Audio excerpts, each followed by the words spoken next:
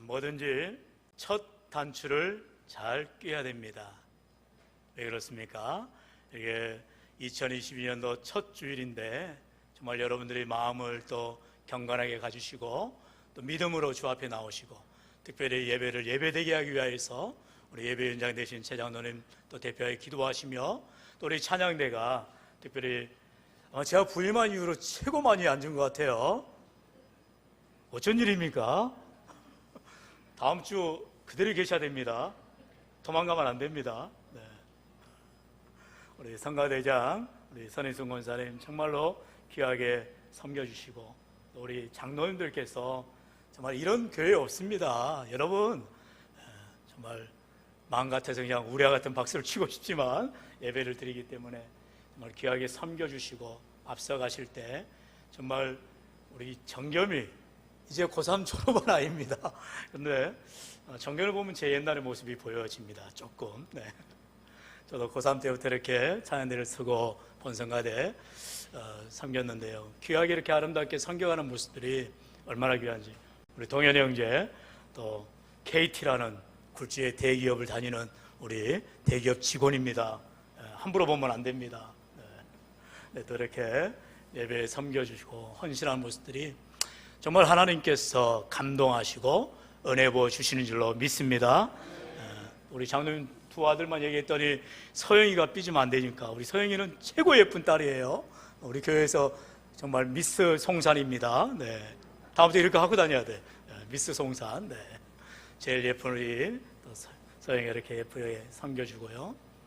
또 무엇보다도 이제 이따가 소개를 하겠습니다만 우리 지영자매 옆에 드디어 옆구리가 시리지 않습니다. 웬 남자가 와서 같이 붙어 있는데 오해하지 마십시오. 결혼할 신랑입니다. 이따가 이렇게 소개할 텐데 얼마나 제가 마음이 기쁜지 몰라요. 예배 전에 목양실에 목사님하고 우리 지영자매가 와서 기도받고 싶어서 왔어요. 목사님 이제 다다음 주 1월 22일 날 결혼하는데 신랑 될 남자친구를 데려와서 목사님 축복 기도받고 싶어서 왔습니다 할 때 얼마나 우리 교회가 이렇게 아름다운지요. 믿지 않는 사람입니다. 데려올 능력 있는 우리 지영자매 슈퍼우먼입니다. 네. 이렇게 전도해서 또 함께 교회를 섬기기 원해서 이렇게 결혼 전에도 교회로 나오는 귀한 모습들이 정말 우리 교회가 엄청난 일이 일어날 줄로 믿습니다. 할렐루야! 여러분 사실 이런 교회 없다니까요. 지금 우리 노예 안에서 어떤 교회는요 제가 참 안타까워 여기는 교회 중에 하나인데 예배 순서를 보니까 찬양 대 찬양이 빠져 있어요. 왜요? 어려움을 겪고 나서 그리고 나서 예배가 회복되는 가운데에 찬양대를 세우지 못할 정도로 어려움을 겪고 있다는 것입니다. 그 교회 대단한 교회입니다. 저희 교회보다 예산이 훨씬 더 많은 교회고 또 많은 일들을 감당하는 교회입니다. 그런데 그만 코로나의 어려움을 겪으면서 많은 시련을 겪고 있는 걸 봅니다.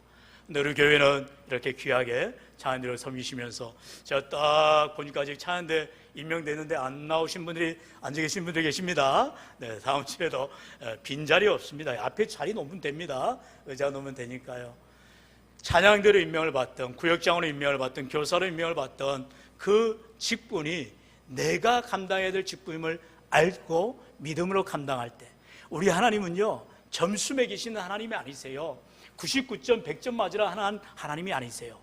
충성되게 최선을 다하면 우리 하나님께서 반드시 잘하였도다 착하고 충성된 종으로 칭찬과 상급과 영광과 면류관을 반드시 주실 줄로 믿습니다. 그 주님을 정말 좋으신 주님을 믿으며 순종하며 나아갈 때에 올 한 해 우리 교회가 정말 그리스도 안에서 함께 포인트는 함께입니다. 우리가 다 함께 하나 돼서 믿음으로 지어져가는 아름답게 지어져가는 귀한 교회 될 줄로 믿습니다. 오늘 첫 번째 주일로 이제 우리가 예배할 때에 사람의 제일 되는 목적이 무엇이뇨? 우리 소요름은 다 첫 번째 질문하면 대답을 그렇게 하지요. 하나님을 영광 돌리며 영화롭게 하며 그를 영원토록 즐거워하는 것입니다. 말하는 것입니다. 여러분 하나님을 영화롭게 하며 그를 영원토록 즐겁게 하는 것 그것이 무엇일까요? 딱 한마디로 예배라는 것입니다. 할렐루야. 하나님이 가장 기뻐하시는 것, 하나님이 원하시는 것, 하나님 앞에 영광 돌리는 것, 하나님 앞에 즐거워하는 것이 바로 예배라는 것입니다. 이 세상에 예배하는 시간, 예배드리는 이 장소, 예배드리는 이 시간이 얼마나 귀하고 소중한지 몰라요. 사랑하는 신랑 신부가 될 분이 이렇게 가장 귀하고 금쪽 같은 시간을 내어서 예배를 드리러 와서 예배 자리에 앉고 있다는 것, 얼마나 최고의 기쁨 아니겠어요? 하나님이 반드시 복되게 할 줄로 믿습니다. 뿐만 아니라 이미 여러분들은 믿음의 가정을 이루었고 자녀손들을 하나님께서 복되게 하여 주셔서 아브라함이 그 아들 이삭을 통해서, 이삭이 그 아들 야곱을 통해서, 야곱이 그 아들들 12아들을 통하여서 놀라운, 하늘의 놀라운 축복을 받은 가문들이 되었듯이 우리 믿음의 교회 온 성도님들은 자녀손 대대로 축복받는 믿음의 명문가들이 되시기를 주의 이름으로 축원합니다. 무엇을 할 때예요? 예배를 드릴 때입니다.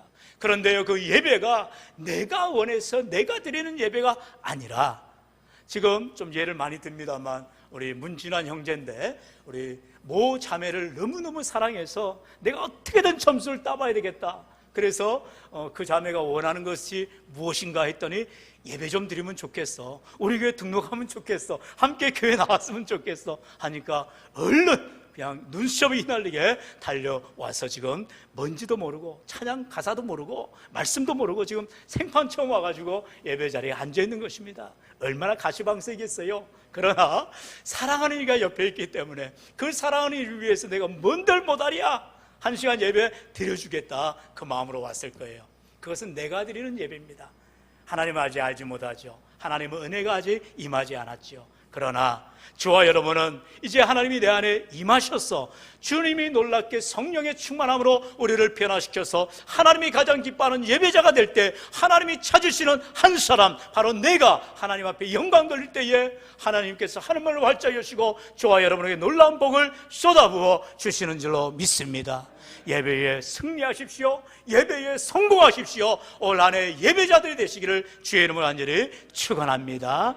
그러면 세 가지로 살펴볼 텐데요, 먼저 하나님 아버지께 예배할 때가 온다라는 것입니다. 지금 우리는요, 하나님 아버지께 예배할 때라는 것입니다.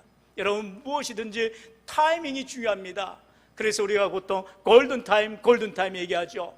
그 아름다운 시간, 가장 적절한 시간, 가장 필요한 시간이 우리에게 생명과도 같이 여겨지는데 바로 아버지 하나님께 예배할 때가 지금이라는 것이죠.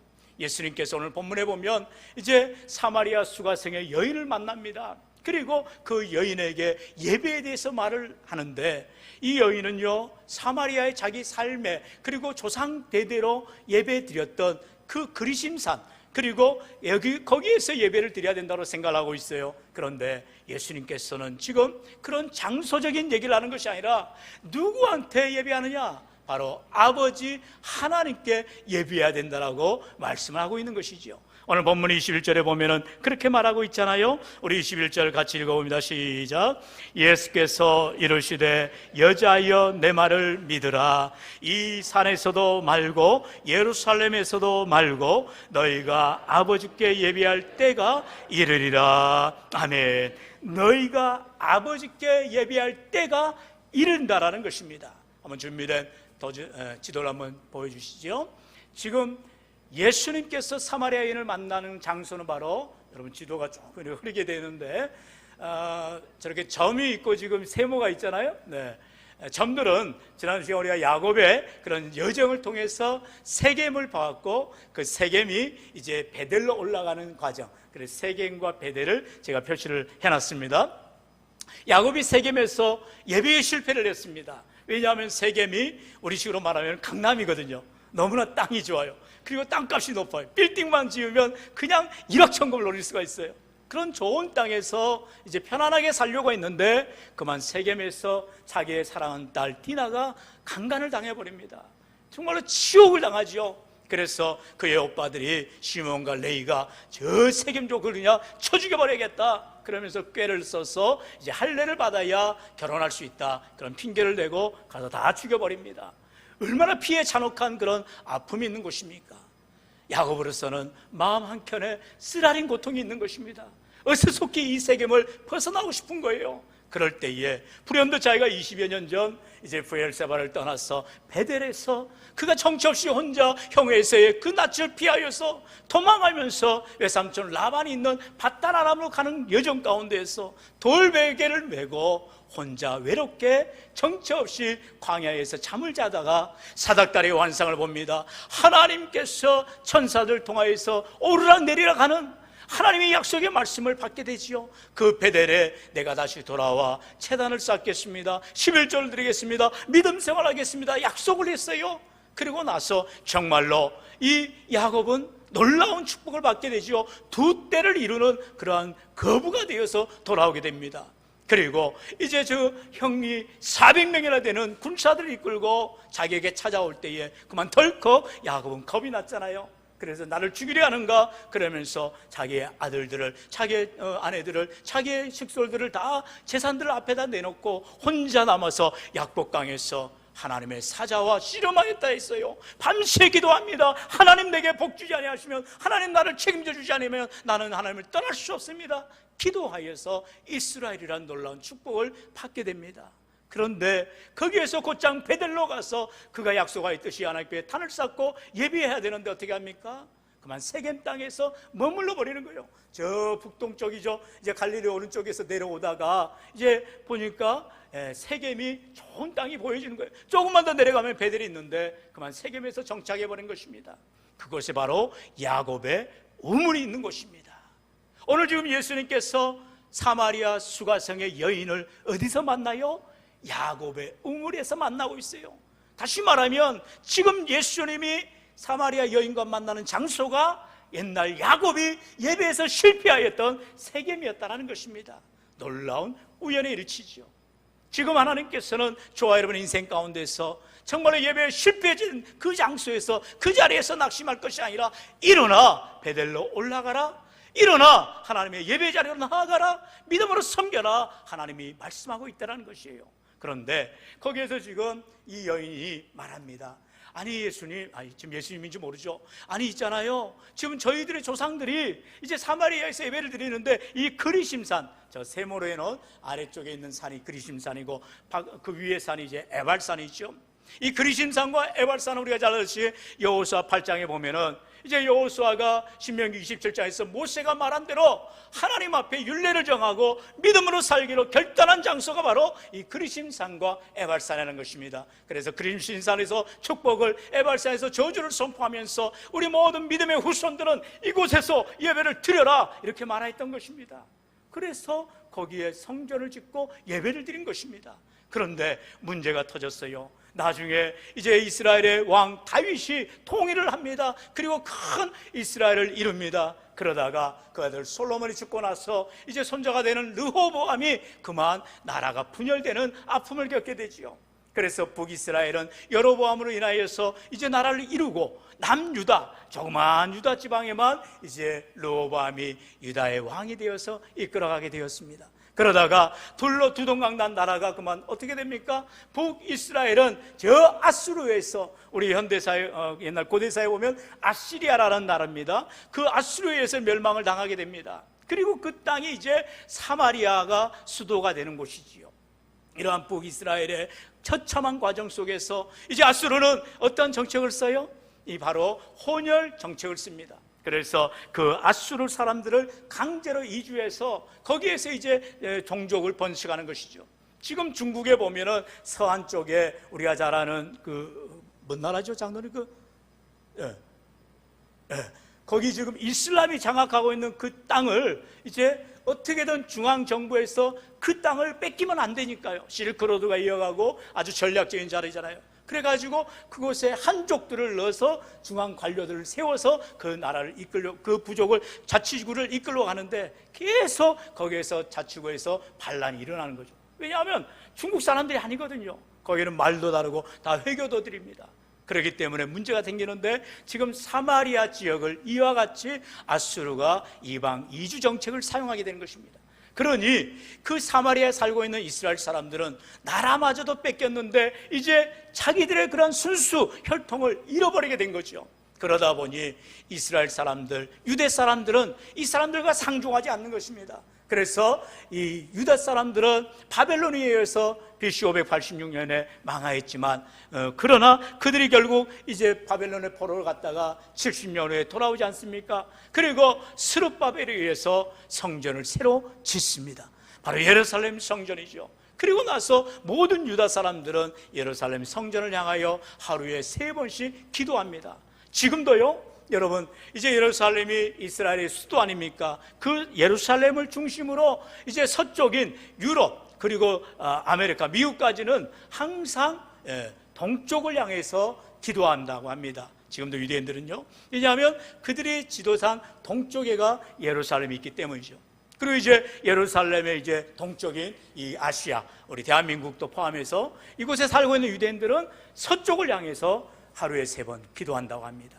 그만큼 예루살렘을 향하는 그들의 마음이 어마어마합니다. 이걸 시오니즘이라 하죠. 그래서 어떻게든 예루살렘을 다시 탈환하고 또 이스라엘의 그런 나라를 세우기 위한 그런 노력을 계속하고 있다는 것이죠. 이런 역사적인 아픔이 있다 보니까 지금 사마리아 사람들은 자기들이 이제 예배를 그리심산에서 지어 예배를 듣다가 이제 유다가 돌아와서 예루살렘에 다시 예배당을 지을 때, 성전을 지을 때 자기들도 같이 성전을 지으려고 했어요. 근데 유대 사람들이 이 사마리아 사람들을 이방 사람 취급하는 거예요. 개 취급하는 거예요. 그래서 너희들은 우리하고 같이 예배 드릴 수 없다. 성전을 지을 수도 없다. 그리고 너희들은 알아서 너희들끼리 예배 드려라. 그래가지고 지금 사마리아의 사람들은 알 수 없이 그리심산에서 예배를 드려야만 했다는 것입니다. 그래서 이 수가성의 여인이 예수님한테 묻는 것입니다. 우리가 이 산에서 예배드려야 됩니까? 예루살렘에서 예배드려야 됩니까? 묻는 거예요. 그러자 예수님이 아주 명확하게 대답을 하시는 거예요. 이 산에서도 말고 예루살렘에서도 말고 아버지께 예배할 때가 이른다라는 것입니다. 바로 지금이라는 것입니다. 지금은 우리 예수님께서 우리의 구원주가 되어주시고 예수님을 믿기만 하면 어디에서나 언제나 하나님 앞에 예배하는 예배자가 될 수 있는 줄로 믿습니다. 그래서 고린도후서 6장 2절에 말씀하지요. 보라, 지금은 은혜 받을 만한 때요, 보라, 지금은 구원의 날이로다. 할렐루야. 사랑하는 성도 여러분, 아무리 코로나로 인해서 교회들이 어려움을 겪고 심지어 성가대를 세우지 못할지라도 하나님을 사랑하는 믿음의 백성들이 주 앞에 나와서 엎드려 눈물로 기도하고 하나님의 은혜를 간구할 때에 우리 하나님 그 기도를 들으시고 응답하여 주시더라는 것입니다. 오늘도 하나님께서 우리 교회를 사랑하여 주셔서 온 성도들의 믿음으로 나와 예배할 때에, 하나님을 찾으며 나아갈 때에 우리 하나님께서 기뻐하여 주시고, 보라, 지금은 은혜 받을 만한 때요, 보라, 지금은 구원의 날이로다 선포해 주시는 은혜가 있는 줄로 믿습니다. 사랑하는 성도 여러분, 그렇다면 우리가 어떠한 예배를 드려야 되느냐? 두 번째로 영과 진리로 예배 드리라는 것입니다. 우리 옛날 성경에는 신령과 진정으로 예배할지라 말씀하잖아요. 사실 이게 신령과 진정으로 예배할지라 하면 좀 이 해석이 좀 이렇게 받아들이는 뉘앙스가 좀 차이가 있습니다. 왜냐하면 이제 영어 성경을 보아도 worshipers must worship in truth spirit and in truth라고 말을 합니다. 다시 말하면 성령 안에서, 진리 안에서 예배 드리라라는 것입니다. 그래서 우리가 개정 개혁 성경, 지금 우리가 보는 성경에는 영과 진리로 예배할지라, 좀 더 바르게 말을 하면 성령 안에서, 진리 안에서 예배하라라는 것입니다. 할렐루야. 사랑하는 성도 여러분, 무슨 말이에요? 하나님이 찾으시는 예배자는 성령 안에서 예배를 드려야 한다는 것입니다. 오늘 우리가 예배할 때에 내 어떠한 의지적인 감정 또는 내 어떠한 지식적인 모습을 통해서 예배하는 것이 아니에요. 성경을 덮어놓고 내 머릿속으로 계산하면서 예배드린 것이 아니라는 것입니다. 마음은 지금 딴 데가 있고 몸만 와 있는 예배가 아니라는 것입니다. 우리는 인격이 되시는 하나님, 성령 하나님 안에서 예배 드려야 된다는 것입니다. 다시 말하면 하나 되는 예배인 것입니다. 성령은 하나 되게 하시는 분입니다. 절대로 나누게 하고 분열되게 하고 싸우게 하지 않아요.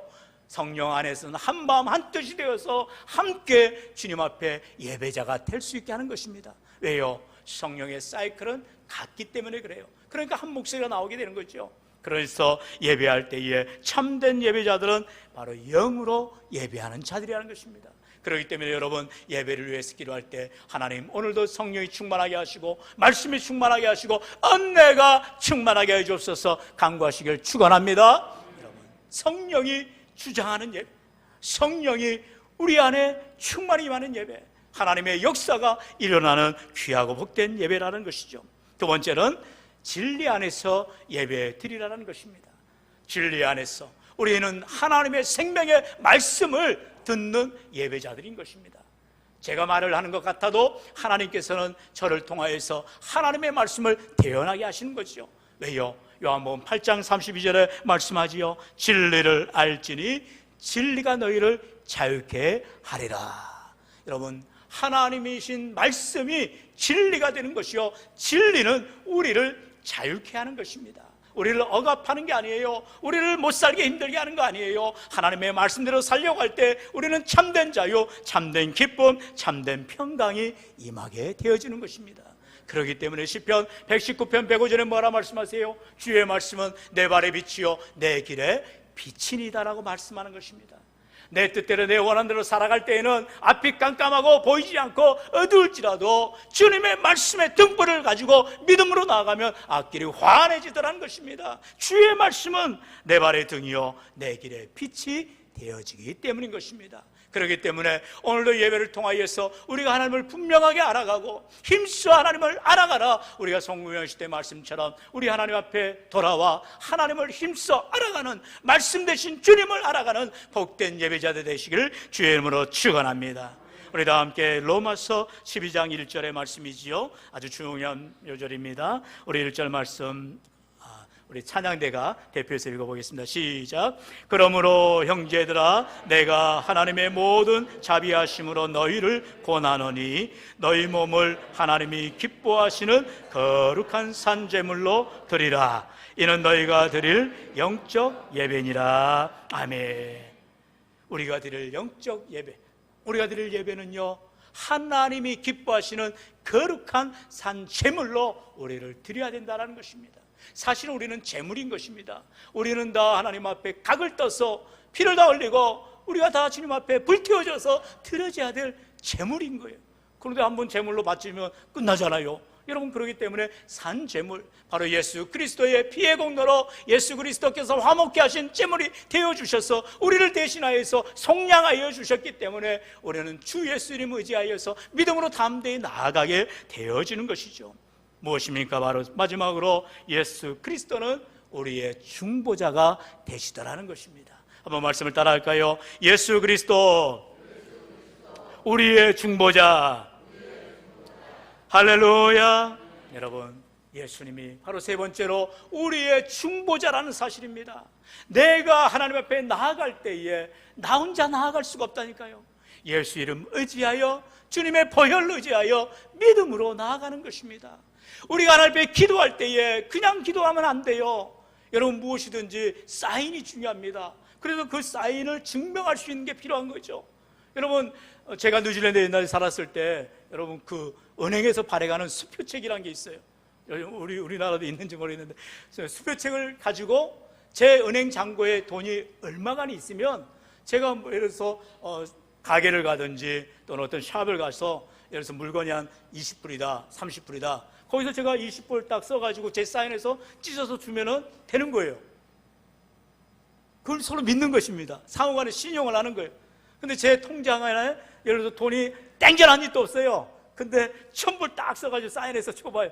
그건 종이 쪽에 불과하다는 것이죠. 그건 받지도 않고 그거는 절대로 이용할 수도 없는 거죠. 무슨 말이냐? 예수 그리스도의 이름의 권세로 우리가 기도할 때에 하나님께서 들으시고 응답해 주시는 줄로 믿습니다. 내가 기도가 무슨 신령해서 기도가 무슨 대단해서 그 기도를 들어 응답해 주신 것이 아니고요, 때로는 기도가 목이 쓰려만 할 때도 있어요. 때로는 정말 힘들어가지고 어거지로 교회에 나와서 예배할 때도 있어요. 기도할 때도 있어요. 그러나 그럴지라도 이 모든 말씀 예수님의 이름으로 기도합니다. 그럴 때에 그 기도 소리에 우리 하나님이 깜짝 놀라서 예수님의 이름으로 기도한 기도마다 들으시고 응답해 주시는 줄로 믿습니다. 바로 오늘 본문에 나오는 25절로 26절의 말씀이 그러한 말씀이지요. 우리 본문 25절로 26절의 말씀 같이 읽어봅니다. 시작.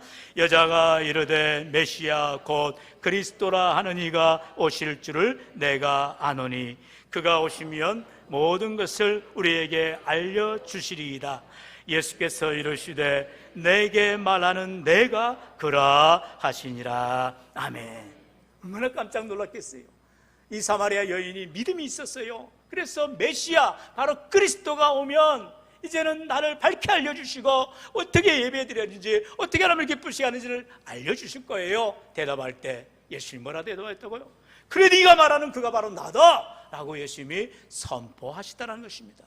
언제나 예수님은 에고 에임이라 하지요. 나는 나다라는 말씀하시는 거예요. 나는 생명의 빛이다, 세상의 빛이다. 나는 너희들을 인도하는 길이요 진리요 생명이다. 나는 너에게 부활이요 생명이다 라고 우리 주님 말씀하시는 거예요. 해답이 되시는 겁니다. 우리의 삶의 문제의 해결자가 되어주시는 것입니다. 여러분 때때로 집에 갈 때 요즘 다 뭐 카드키니 디지털 도어락이니까 문제가 없을 텐데요, 어떤 분들은 이제 열쇠로 셋대로 문을 열어야 됩니다. 근데 그만 셋대를 잃어버렸네요. 그럼 어떻게 해야 돼요? 문을 열 수가 없는 거예요. 문 열어주는 그 열쇠공을 찾아서 이제 문을 때려 부수든지 그렇게 해서 새로 맞춰야 되는 것입니다. 그럴 때 마스터키가 있으면 어떤 문이든지 저절로 열려지는 것 아닙니까? 우리 인생의 모든 문제의 해결자 되신 예수님은 내 삶의 마스터키가 되어주셔서 내 문제를 내가 어찌할 수 없고 내 능력으로 할 수 없을지라도 우리 주님 예수 이름으로 기도할 때에 모든 문제가 해결되는 역사 일어날 줄로 믿습니다. 무엇입니까? 바로 이브리서 4장 16절의 말씀처럼 그러므로 우리는 긍휼하심을 받고 때를 따라 돕는 은혜를 얻기 위하여 은혜의 보좌 앞으로 담대히 나아갈지니라.